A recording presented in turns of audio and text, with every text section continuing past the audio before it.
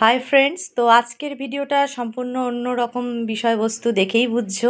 তো আজকে পোষ্য প্রাণীদের নিয়ে দেখাবো। এই যে বিড়ালটা দেখছো, এ হচ্ছে আমার এক সিঙ্গার ফ্রেন্ড অমিত চক্রবর্তী দাদা, মেদিনীপুর নিবাসী, তার বাড়ির বিড়াল।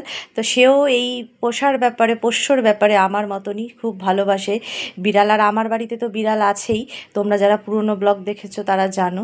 তো এই দেখো 4টে বেবি দিয়েছে, কি মিষ্টি বিড়াল। তা আমাকে ভিডিও আমি পাঠাতে বলেছিলাম, বা দাদা পাঠায়ও, কারণ জানে আমি ব্লগ ভিডিওতে এদেরকে প্রস্তুত করতে বরাবরই ভালোবাসি। তো দেখো এ বেবি দিয়ে বসে রয়েছে ক্লান্ত। আর এটা ঠিক কয়েকদিন পরের কথা। এই 4 জননীর যে এই যে মা, ইনি ঠান্ডা লাগিয়ে ফেলেছেন, কারণ সিজন চেঞ্জের টাইমে এনার ঠান্ডা লেগেছে।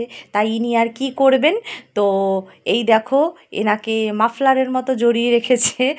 তো আমার এই ফ্রেন্ড, সিঙ্গার ফ্রেন্ড, তো দেখো এনার আবার রাগ হয়েছে, কেন মাফলার গলায় পরানো হয়েছে। ইনি মুখ ঘুরিয়ে রেখেছেন ক্যামেরার দিক থেকে, ক্যামেরার দিকে ইনি তাকাবেন না।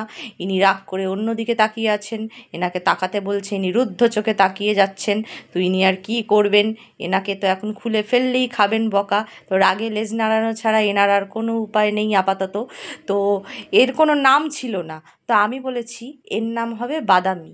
বাদামি নামটা আমার মনে হলো ওর লুকসের সাথে খুব যায়, তাই আমি বলেছি ওর নাম রাখা হবে বাদামি। তো দেখো বাদামি তো রেগে ফায়ার হয়ে গেছে, বাদামির ঠান্ডা লেগেছে, বাচ্চারা দুধ খাচ্ছে, বাচ্চাদের ঠান্ডা লেগে যাবে, তাই বাদামিকে গলায় জড়িয়ে রাখা হয়েছে। বাদামি এই জন্য গলায় কেন জড়ানো হয়েছে, বাদামি তো রেগে আগুন, তো আর কি করা যাবে।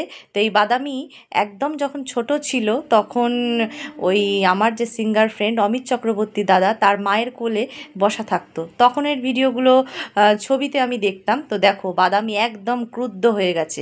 তো সময় পেরোয়, দিন পেরোয়, সবাই বড় হয় ধীরে ধীরে। দেখো বাদামির বাচ্চারা ধীরে ধীরে একটু বড় হয়েছে, তো এদেরও তো পা হয়েছে, এরা আর এক জায়গায় থাকবে না, এরা এখন এদিক ওদিক ঘুরতে শিখেছে। এই দেখো বসে রয়েছে আরাম করে একদম, এনারা তো নরম জায়গা ছাড়া বসতে পারে না। তো এদের কি নাম, এদের এখনও ঠিক করা হয়নি, এদের নাম ঠিক করা হবে।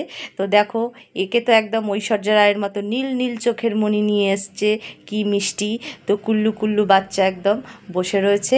তো দাদা এরকম অনেক মিষ্টি মুহূর্ত আমাকে পাঠায়। তো এই মুহূর্তগুলোই তোমাদের সঙ্গে আজকে আমার শেয়ার করার ছিল।